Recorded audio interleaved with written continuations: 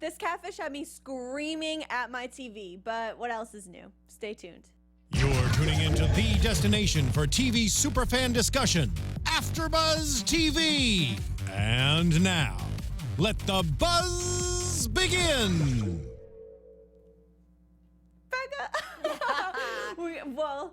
We had this funny song. There we go. Who sings this song again? Milli Vanilli. Milli Vanilli. I got a quick school on who Milli Vanilli is. Yeah, we had the biography of Milli Vanilli. Anyway, what's going on, guys? I'm Olivia Gabaree.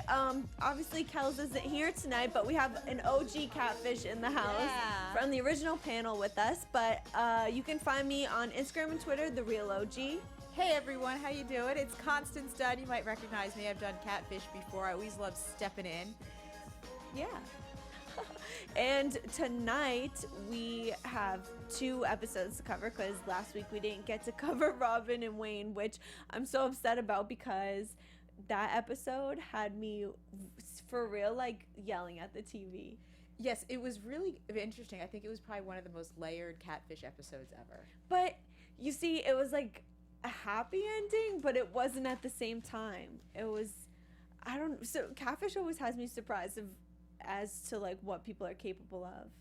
It does. This was a weird one because, you know, at first we see that it's, of course, Robin, this really neat girl from St. Paul, Minnesota, and she gets in touch with the catfish duo. And they met on a Facebook chat, Robin and Wayne, and it was specifically for flirting.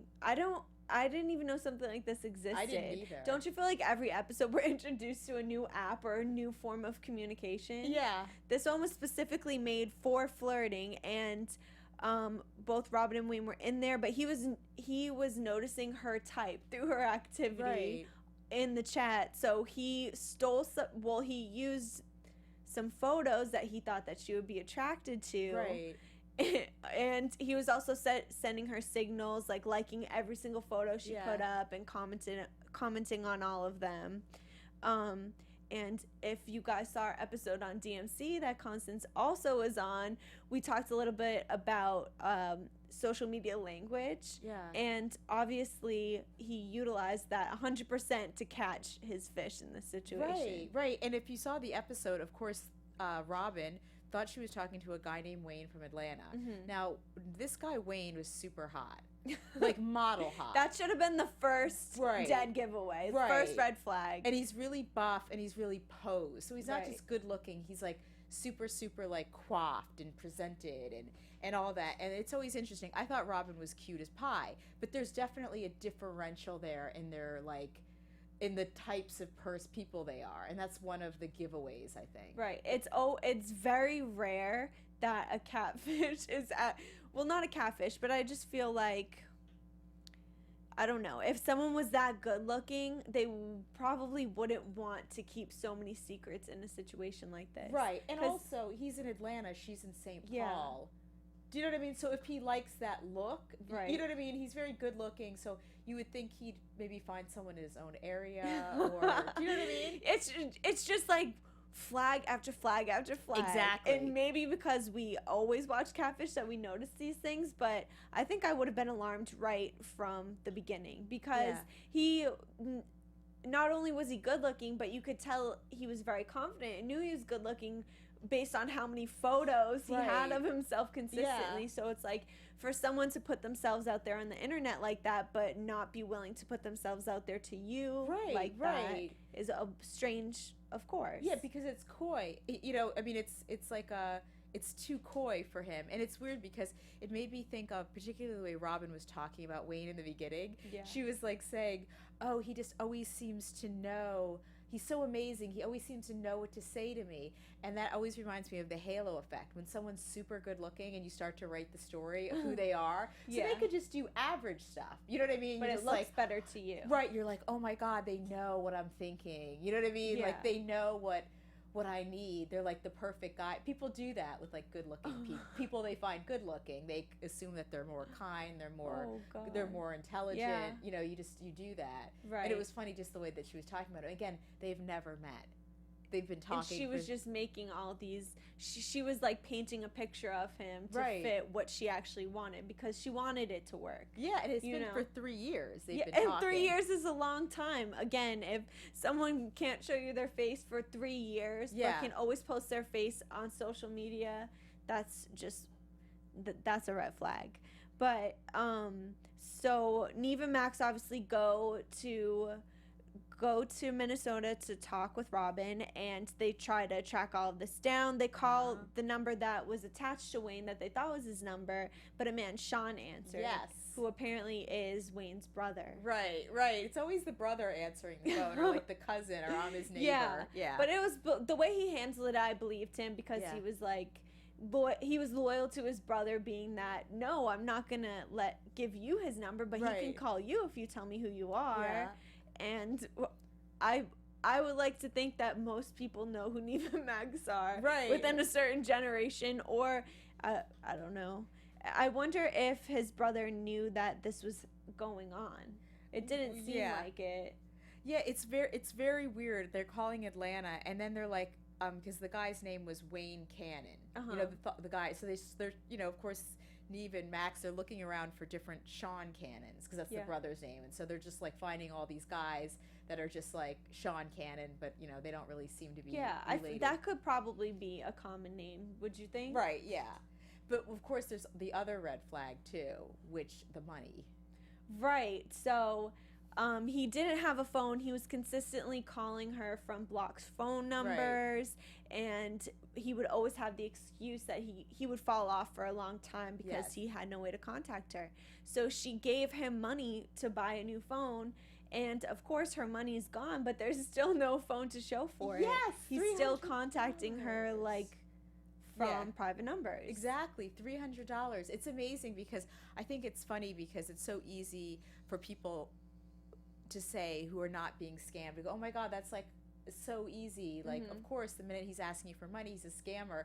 But like, once you're in it, I guess you can't see another perspective. Right, because you're so involved and you think this person's so wonderful. So it's completely consistent with your perspective that you would give him $300 because you're like in love with them. It's just funny because there's many people that have been scammed. Like, I don't know if you remember the Bernie Madoff scams, like in maybe 10 years ago. Yeah. So lots of very, very, very smart people were swindled out of millions and millions of dollars. All those people weren't dumb. Right. Do you know what I mean?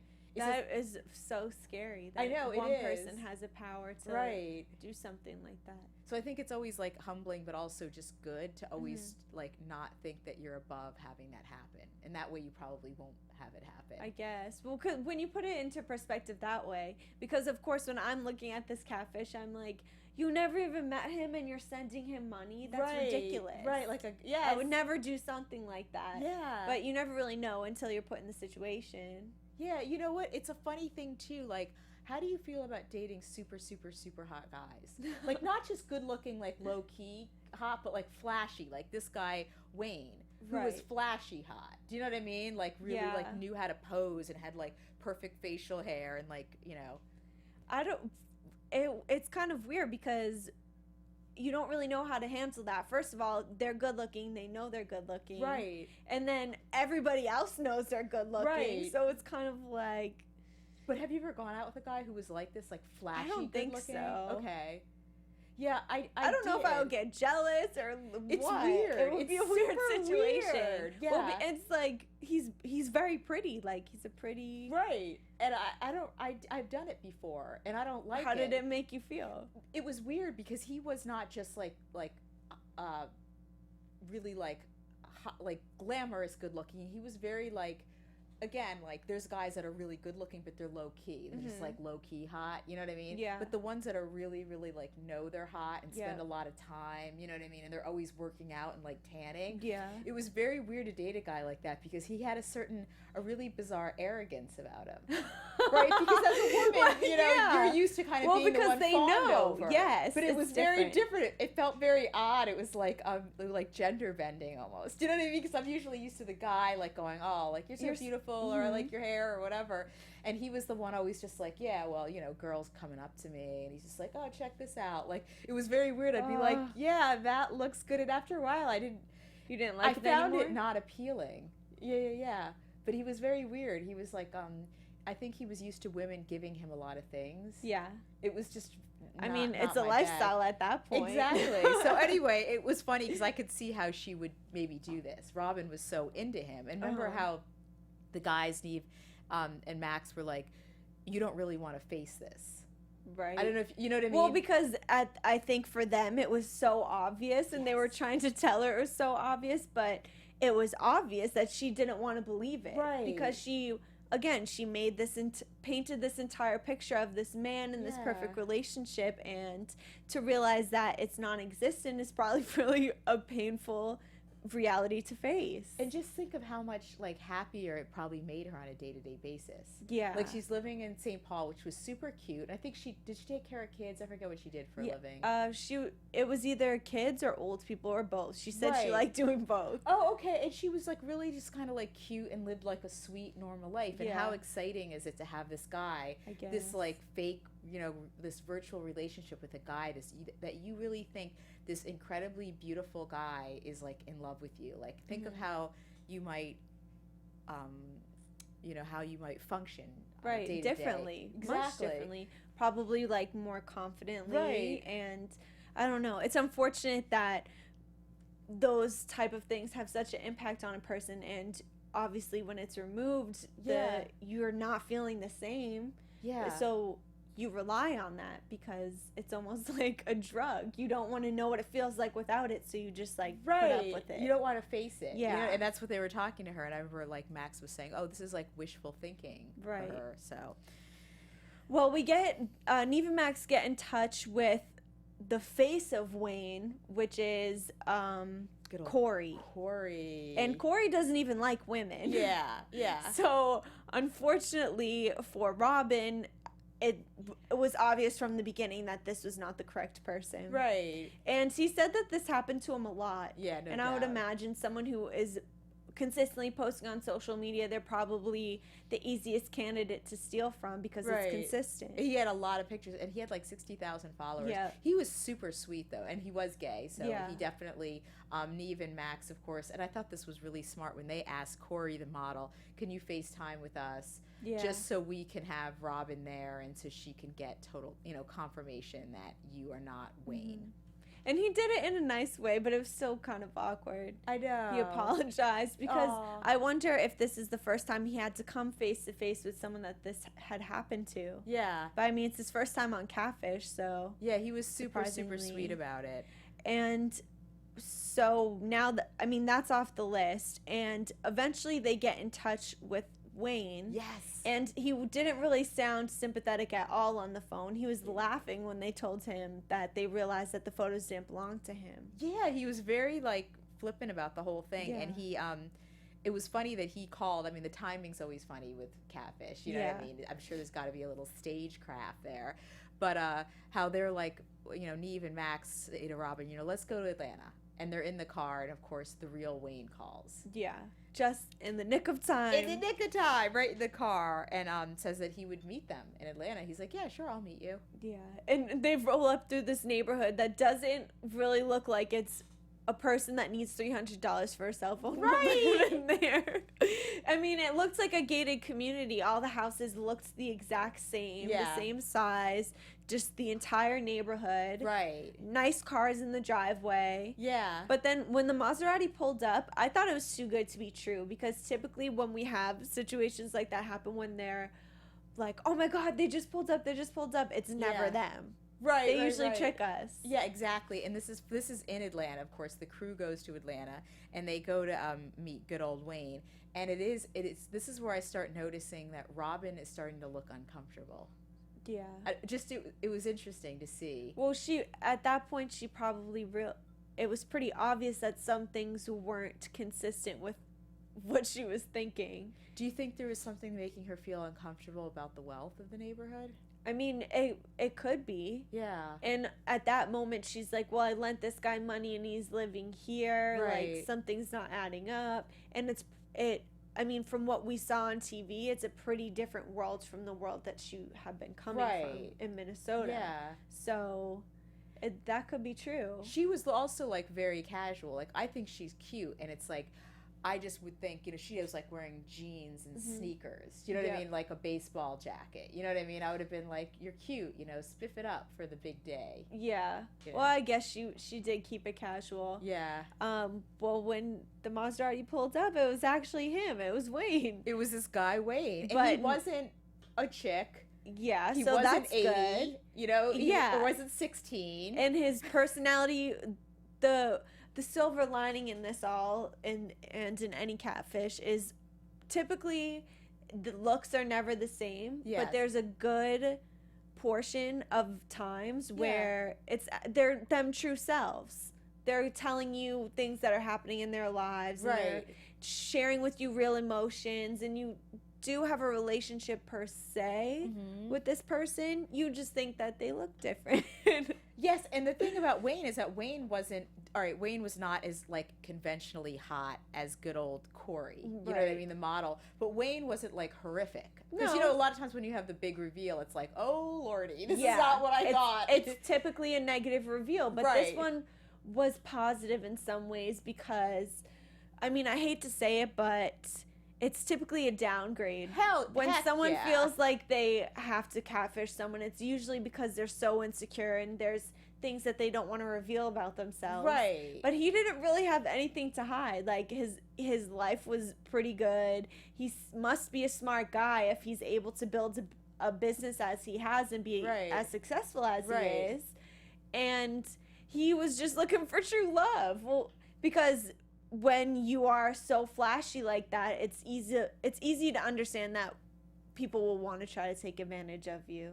Or it's also the fact that he is like, when you deliberately put yourself out like that, you are utilizing that as like mate value as a man to get a certain type of woman. You know what I mean? You want to get like, and I mean high mate value in the sense of like usually really hot. Yeah. You know what I mean? And if you think you're going to find, like, it's always a funny duality. Like a guy like flashes cash and he's surprised that he gets gold diggers. Do you know what I mean? Like, it's what he wants is like this like hot sexy chick who's gonna screw his brains out and just be like, oh, you could just take me to like, you know, McDonald's, like, oh my god. I'm like they're Christian gonna be like, girl. I'll have the steak dinner with a bag, or like, Louis bag on the side. Like, we're going shopping on the and first date. And that's exactly what he said, though. He said every woman he comes by is always about, what are you gonna give me? Right, because he probably puts that out there. Exactly. Do you know what I mean? Like, that's, you know, that's the bait he's throwing. Yeah. And then he's surprised but what I've he known what guys bites. like that where it's funny. It's like they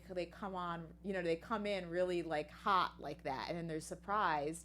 They also are often, and I will just say this is very general, but they're often guys that are only looking at the 9s, 10s, and I just mean that from the superficial. Do you know what I mean? Yes. They're just looking at like super, super hot, like model girls. Right. Do you know what I mean? I mean, we live in LA. I mean, this is the land of this. Right. And then they're just like, why can't I find a girl who really loves and me? It's like, because you're an idiot. You know what I mean? Exactly. She's dating model actresses. You know what I mean? And that's why this is so crazy, is because, you know, Robin probably isn't the type of woman that he typically gets. You know, he loves her like for the emotional side and everything, because he can't get that from the women that he's typically with. Right. So I'm going to go ahead and assume that the women he's typically with are those 9s and 10s who are there for other reasons. Right, and it's like, it goes without saying, obviously not 9s and 10s are all looking, or you know what Not I mean, all, opportunist at all. But the guys usually who come out like that are usually going to, people that are going to connect with them. Yeah. They're going to be people that are then wanting that exchange. You know what I mean? If I want to exchange your money for like my time and like affection, as we say, when I see a guy being really flashy, putting it out, that's gonna be amongst the crowd. You're gonna get. You know what I mean? Exactly, but it's like he wants his cake and he wants to have his cake and eat it too. Exactly. You know? Exactly. He wants to have this great, meaningful, real relationship with Robin. Exactly. But he also wants a little something on the side too. Exactly, because we find out, of course, when Robin is just like the look. It's just interesting to look at her body language when they're having that exchange on Wayne's front lawn, and he's very kind of like flippant. Like, you could tell he doesn't seem to care that much that he put her out for 3 years. Just, you know he was very arrogant. Very arrogant. He was like, he was like, hey, which car do you want? The Audi? Yeah. Or do you want the Maserati? He's like, are you ready to come on home? Yeah, he's like, take it or leave it. Yeah, he was like, take it or leave it. And what I loved about Robin is that Robin was just very, like, standing her ground. Like, she was like, you're weird. Like, she just was like, this is weird. And that's, I mean, I applaud her for that. Very because much. she very easily didn't have to, like, stick up for herself in any way. She could have just given in, because remember, she is in love. Yeah. And this could be, like, either heartbreaking for her or relieving for her. Exactly. Just to give into it, you know? And she, considering, you know, how, like, you know, it's crazy to get, when you feel in love, you do crazy stuff.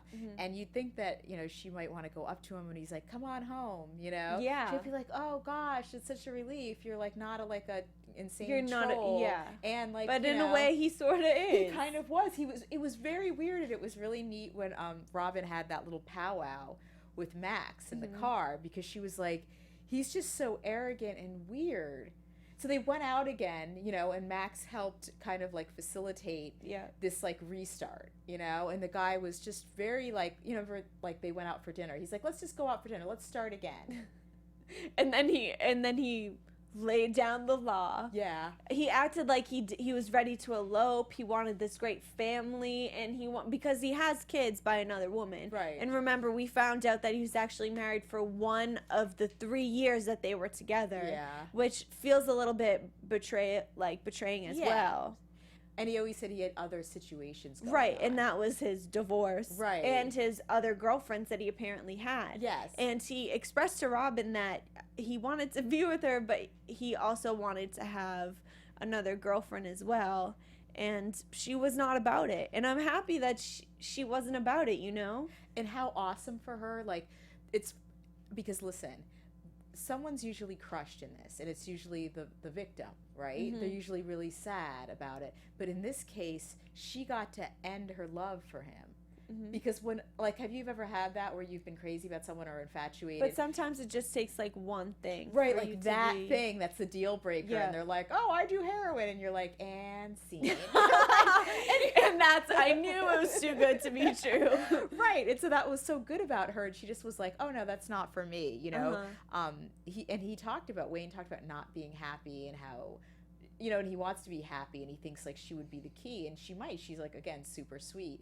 But he's like, yeah, I want 2 women. And the way he talked was really funny. He's like, I'm a man. Like, if I have an itch, needs, someone's going to scratch it. Yeah. And basically, like, telling her that there would be so many people dying to be in her position. Go for it. Like, waiting at the door to get with good old Wayne. And it's like, okay, buddy, then have that. Yeah, exactly. Who am I to sit here and stop you, right? Right. Have at it. You know, people can have consenting adults, you know. Yeah. But it's funny because that's the paradox that I think a lot of, it's mostly men have, because they want the cake and eat it too. Yeah. And it's funny because Max was saying earlier about Robin, like, it's wishful thinking for her. And I was thinking, yeah, that's kind of the theme of this episode, like wishful thinking. He is as well. But ultimately, it shifted to him. Like, it's his wishful thinking. Like, there's this fantasy, like, of this, like, great girl who's going to love you for who you are and bring you the happiness that you want. But then you're chasing these things that are, like, absolutely not going to happen. Like, you're flashing cash, and you're going and telling a girl, hi, I want, like, 2 girls, and you're going to come in my house, and we're all going to sleep together. Well, the girl who is going to, like, say yes to that scenario, do you think that's going to be a girl that's really good at giving happiness? If I had to guess, probably not. Well, here's the thing, though, is if you're consistently doing something over and over and over, and you're expecting it to come out differently, it's not going to come out differently. Yeah. You know, and obviously the way that Wayne's been doing things up until now have made him unhappy. And Robin made him happy, but he doesn't want to give up the other lifestyle that didn't make him happy. So it's like, it makes no sense. You're never going to be satisfied because you're not willing to really even make a change. And, you know, it's funny because in the chat we have Nedikins, who is surprised about the reveal, and also Nedikins says, and knowing that he wants an open relationship, I felt he said that to make Robin run the other way. So that's, really? Yeah, so maybe it was... That's interesting. That is yeah. It could be, but she could have what if she said yeah? What if she was down for it? Yeah. You never know. I mean, she was promised a comfortable lifestyle. Right. With this guy that she whose personality she loved. Yeah. You know what's funny? I had a therapist once tell me, just in general, we were just talking, and she was talking about the idea of like polyamor and open relationships. And she's funny because she's like OG, and she was like, back in the day they called it like open relationships, they called it like swinging, you know. Now the new title's like polyamor to kind of class it up. She's like, let me tell you something, honey. She's like older New York woman, and she was just like, that stuff doesn't work. She's like, if that would have like, because if that would have solved the problem that's like the lifelong problem. Like, I want a relationship, like I want everything perfect and beautiful at home, I want this wonderful wife and kids and all that stuff, but I also want to be swinging from the rooftops with like different chicks, you know what I mean? That's like the big duality. Women feel that way too, you know what I mean, to an extent, obviously, and men too. And if those things had solved the problem, they'd be much more widespread, and you'd find them working more. I'm sure they do work for some people, but maybe. Yeah. If they do, let us know. Yeah, but Wayne is actually, it's not working for Wayne. Like, and I mean, great for Robin, she walked away from it, but when we skip to a couple months later, when they end up reconnecting with them, Wayne's still by himself, but his attitude is very much like, oh, I'm gonna get it, don't worry, like, this is what I want, I'm gonna make it happen for myself. And like, okay, I'm glad that you're open about it, maybe that could be the silver lining of it. And also I'm happy that you're trying to attract it into your life by you know, using that method, but so far not so good. So. Yeah, it just seems very inconsistent when he talks about like domesticity and then this kind of like alternative type of situation, like when he was saying, I want there to be a mom and dad and kids and a girlfriend, and two like chicks, you know what I mean? And it's funny, Summer in the chat said she missed the episode at the beginning of the stream, but what was the reveal? Summer, the reveal was like a really interesting catfish, because we had Robin and Wayne, and of course we thought that when Robin got to meet the real Wayne, we thought he'd be like, you know, maybe 80 or some like weirdo, just something, you know, not at all consistent with the Wayne we thought, who was like this model looking guy. He was a pretty average looking guy who had a lot of money, and which is weird, and he really liked Robin for who she is, you know what I mean? They really had connected. So they said sometimes they had talked for 3 and 4 hours. Well, he wanted to elope, like he wanted to, he said that he loved her, and you know, he wanted Robin to be his wife. Right. But he also wanted to have a wife and a girlfriend. Yeah, he basically wanted Robin to move into his house, and then there to be another woman, and for them all to sleep in the same bed. And so this guy would be like basically screwing a couple different girls. Yeah. He, you know. Well, story ends and Wayne's by himself, and Robin is just moving on with her life. And I good love for her. Robin. I do too. It was a happy ending in that way. Like, she's not brokenhearted, and like she was the one who did have the power. She said no to this. Like, she was able to be like, nope. And that makes the breakup, I mean, if you want to call it a breakup, so much better, because you come out on top, you know? Exactly. You feel like you have the power and you're the one who went today. Right. And you know, when you no longer like, you kind of think someone's a little bit of a clown. Like, I think she thought he was a little bit of a clown. Like, she's like, you know, I'll be your friend. You know what I mean? Like, but we can talk. So over it. Yeah, but I'm never going to sleep with you. And I have a feeling Wayne gets way more out of the relationship than her. Because he gets this really decent, like, person to speak to. Right. 100%. Yeah. So, too bad for him. Yeah. And luckily, we got to have a second episode that wasn't a traditional Catfish episode, but it was like a compilation of the craziest lies. It was the top 15, right? Yes. I loved this because this reminded me of a lot of other times where Catfish had me freaking out. I always used to say that before I was even on the show and I would watch Catfish, I would these are the reasons for my nightmares sometimes. Really? To know that people out there are really this crazy is insane to me.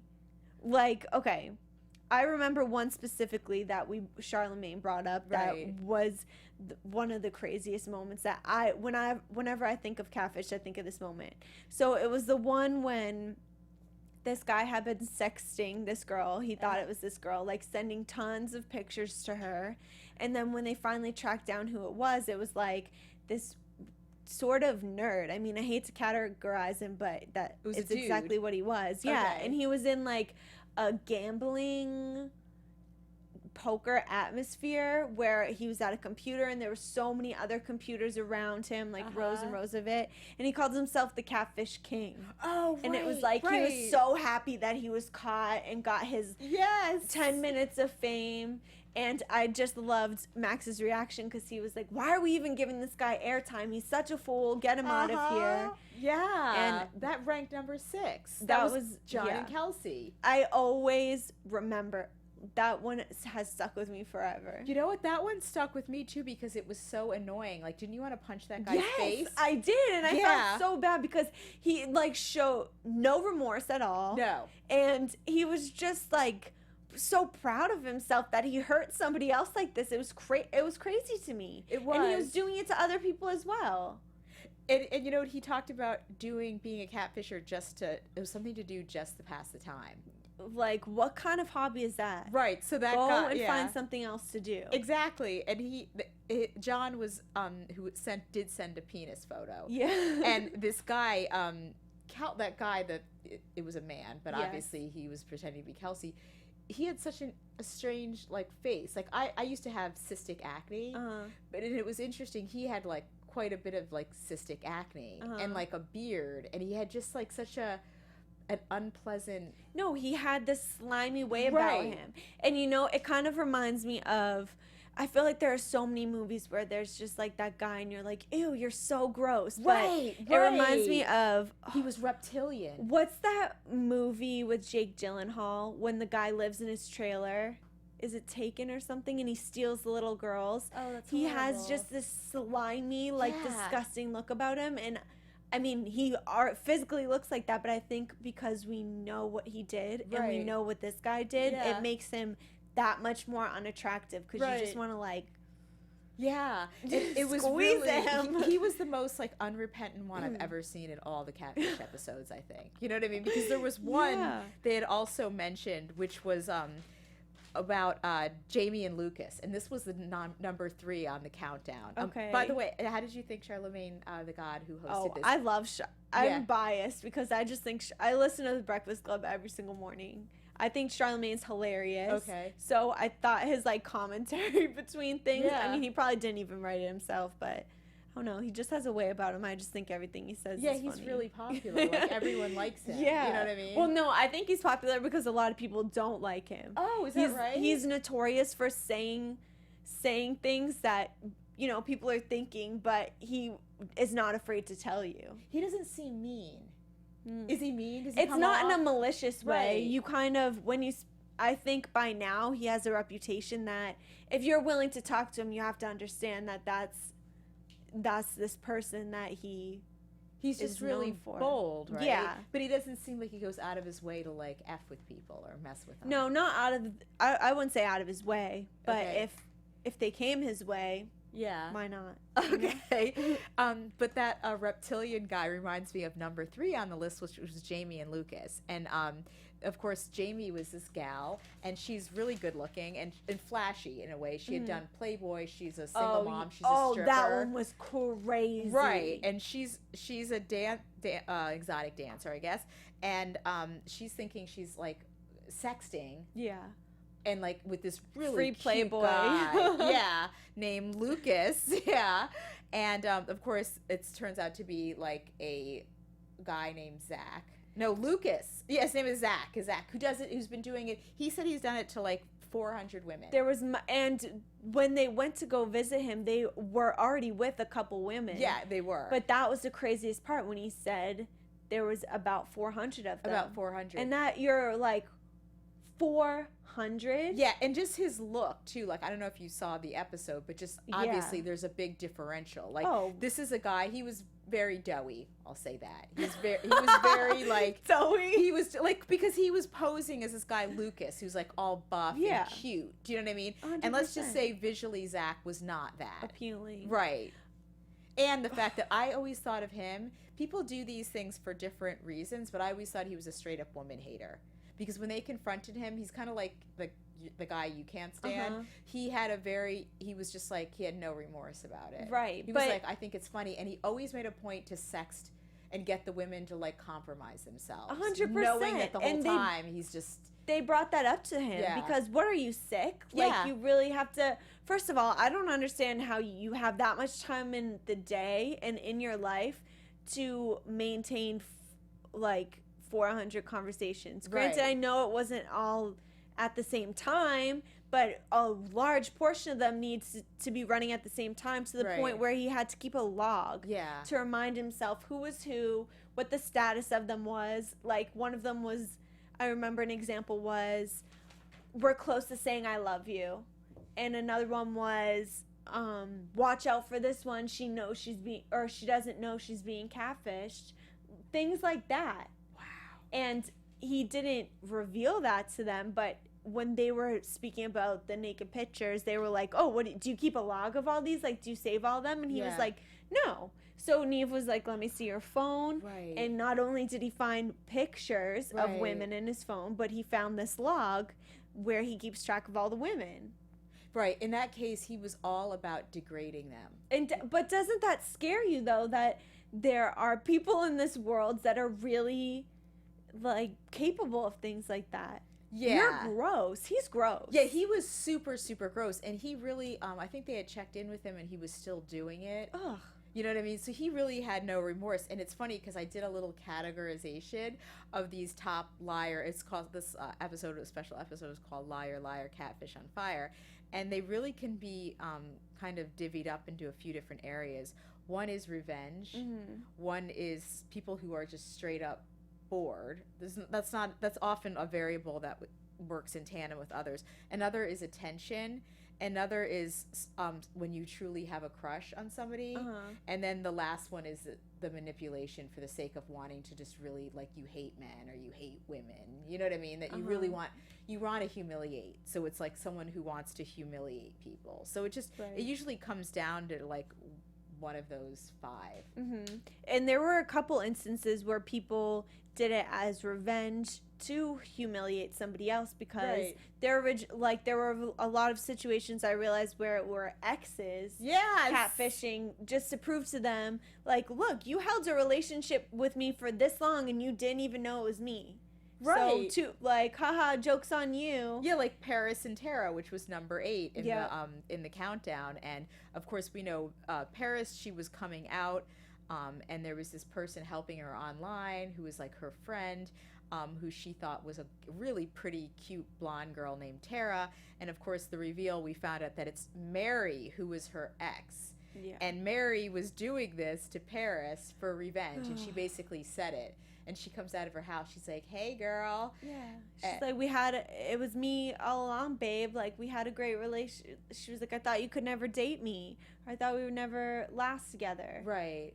And I don't know. Yeah, so that's a revenge one. It was just, that was slimy to me also. Yeah, it was super slimy. I think it's the way people come off when they finally get caught. It's like, you could either be sorry and remorseful, or you could be heinous and revengeful. You could. And here's the thing, how small does your world have to be that you do a whole catfishing campaign, and at no point, like, let's just say it is revenge on an ex, at no point do you go, oh, I'm gonna, like, move on. Yeah. Like, I met somebody else, or like my world got bigger. Right. Or, like, you have to wait until you get caught. Like, you have to keep that up. Like, that has to be your hobby, which is basically like hate. You know, it's a hate. It's like it's a malevolent hobby. Right. And you have to be doing that for so long. Like, you must be suffering. Like, right? No, I know, because you're holding on to this for so long. You know what I mean? You're living and breathing it, and that's probably a large portion of what you're thinking about. And then if you really think about it, it's like this other person isn't thinking about that at all, because in their head they have a new relationship. Yeah. And they're not even thinking about you anymore. Exactly. And that's the thing about, like, with revenge, often it just, the person who aims to get the revenge is often the person that has the most pain. Like, that's a painful feeling. 100%. Imagine, like, in the case of there was a case, my number one, you know, I know this was 7 on the countdown, but there was one, Johnny and Connor. Now, Johnny was from another season of Catfish, and he was the catfish. He catfished this really sweet guy with these pictures of this really hot guy. But I remember it was very odd because Johnny himself was not like a bad or horrible person. Like, he could have just been he was being himself, and he could have just used his pictures, and the guy would maybe like him. You know what I mean? The guy that he was catfishing was a super sweet guy who actually really forgave him. And so Johnny B reaches out, and there's a catfish episode, and he's being catfished by, well, he thinks he's with this cute guy named Connor, who actually turns out to be a girl named Shayna, which is odd because Johnny's gay. Yeah, but he used to have a relationship with her. Yes, and Shayna did. That was another revenge. That's like another category of revenge. Shayna like used to date Johnny and slept with him, and they weren't even mad. I don't know if you saw that episode, but they weren't really even mad at Shayna. They were mad at Johnny, and I don't know because if he has like the stigma of being a catfish, but he pretty much, he wasn't honest with her. He didn't even tell her that he wasn't really into women. But her goal you could tell what she really wanted the answer to was, do you just not like women, or you just don't like me? Like, that question was very consistent throughout the entire thing. Oh, he didn't tell her he was gay or even bi. He just kind of like ghosted her. So wow, the catfish got catfish. Yeah. Yep. Yeah, that's wild.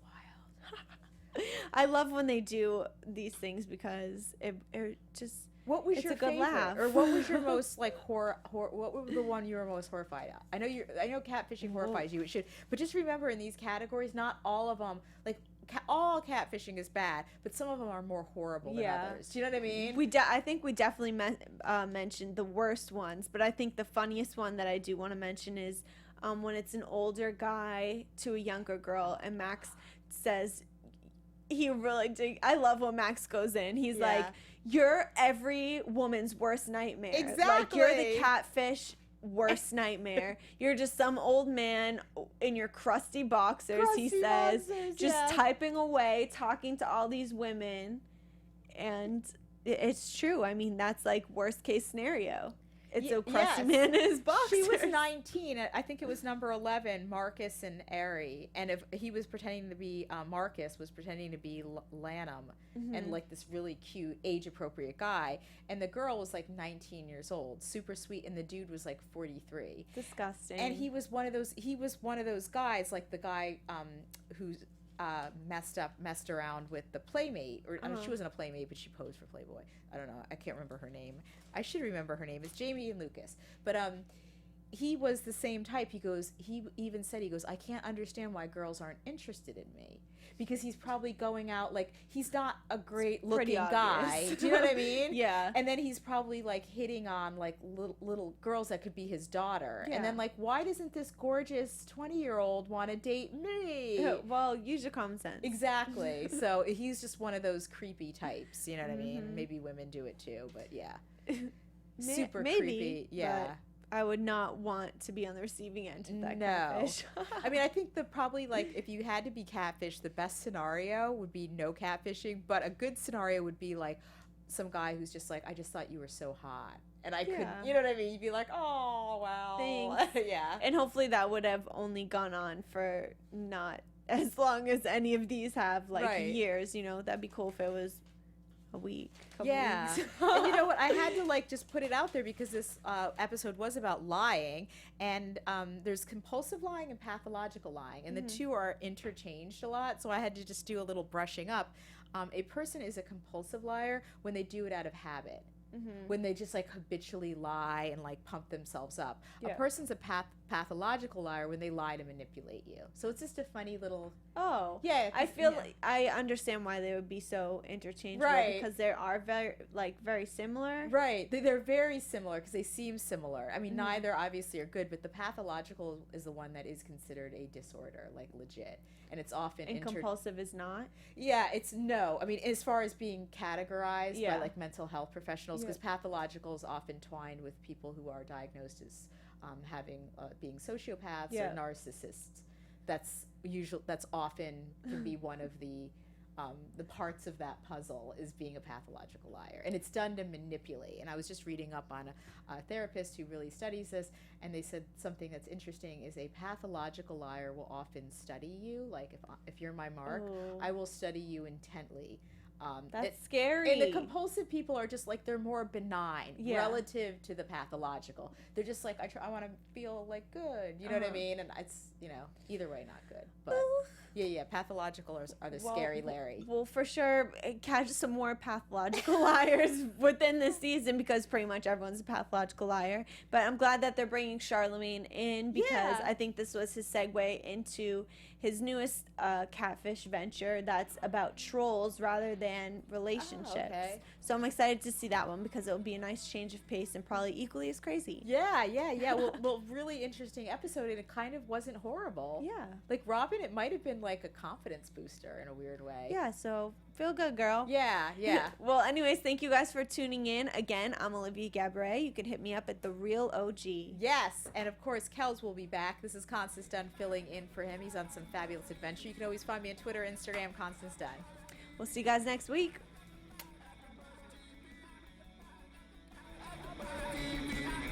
From executive producers Maria Menounos, Kevin Undergaro, Phil Svitek, and the entire AfterBuzz TV staff, we would like to thank you for listening to the AfterBuzz TV network. To watch or listen to other after shows and post comments or questions, be sure to visit AfterBuzzTV.com. I'm Sir Richard Wentworth, and this has been a presentation of AfterBuzz TV. Buzz you later. The views expressed herein are those of the hosts only and do not necessarily reflect the views of AfterBuzz TV or its owners or principals.